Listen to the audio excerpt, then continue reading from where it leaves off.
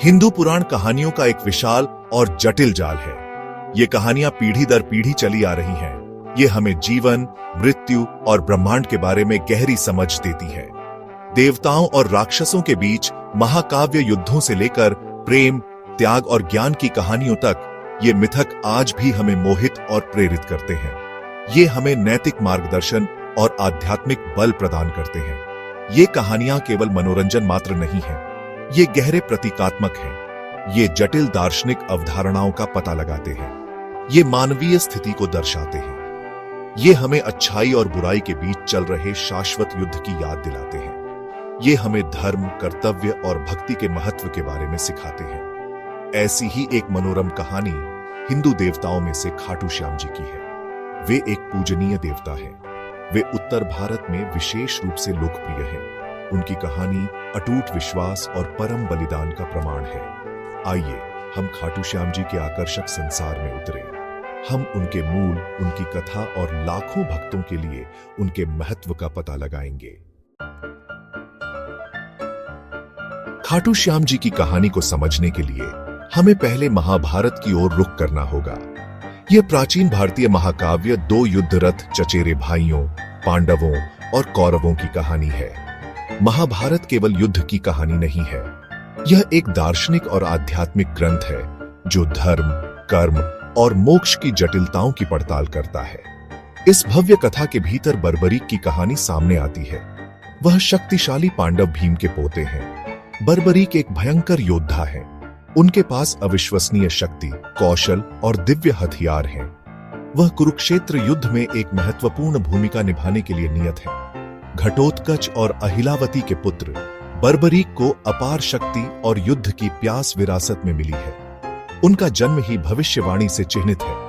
यह आगामी युद्ध में उनकी महत्वपूर्ण भूमिका की भविष्यवाणी करता है।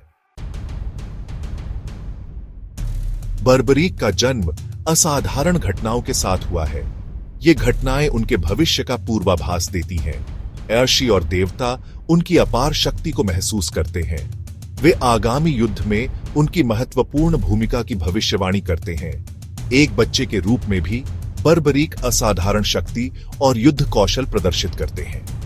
उन्हें उनकी मां और स्वयं भगवान शिव द्वारा प्रशिक्षित किया जाता है। वह दिव्य हथियार अर्जित करते हैं। ये हथियार उन्हें वस्तुतः अजेय बना देते हैं। युद्ध शुरू होने से पहले बर्बरीक अपनी मां से वादा करते हैं। वह कमजोर सेना की तरफ से लड़ने की कसम खाते हैं। इस फैसले के गंभीर परिणाम होंगे। यह उनके अंतिम बलिदान का मार्ग प्रशस्त करता है। भाग 4, वरदान और दुविधा। बर्बरीक का चुनाव। बर्बरीक को भगवान शिव से वरदान मिलता है। यह उन्हें एक अद्वितीय योद्धा बनाता है। उनके पास 3 तीर हैं। ये तीर अकेले ही किसी भी सेना को नष्ट कर सकते हैं। हालांकि उनके वरदान के साथ एक शर्त भी है। उन्हें हमेशा हारने वाली तरफ से लड़ना चाहिए। इससे एक नैतिक दुविधा पैदा होती है। उनकी निष्ठा बंट जाती है। वह अपनी मां से किए वादे से बंधे हैं। उन्हें कमजोर पक्ष का समर्थन करना चाहिए। जैसे जैसे कुरुक्षेत्र युद्ध नजदीक आता है, बर्बरीक को एक कठिन चुनाव का सामना करना पड़ता है। पांडव और कौरव दोनों उसे अपनी तरफ चाहते हैं। वे उसकी बेजोड़ शक्ति को पहचानते हैं। भाग 5, सर्वोच्च बलिदान। कटा हुआ फिर भी साक्षी। बर्बरीक को आने वाले युद्ध के बारे में पता चलता है। वह महाकाव्य युद्ध को देखने के लिए निकल पड़ता है। वह अपने 3 शक्तिशाली तीर अपने साथ ले जाता है।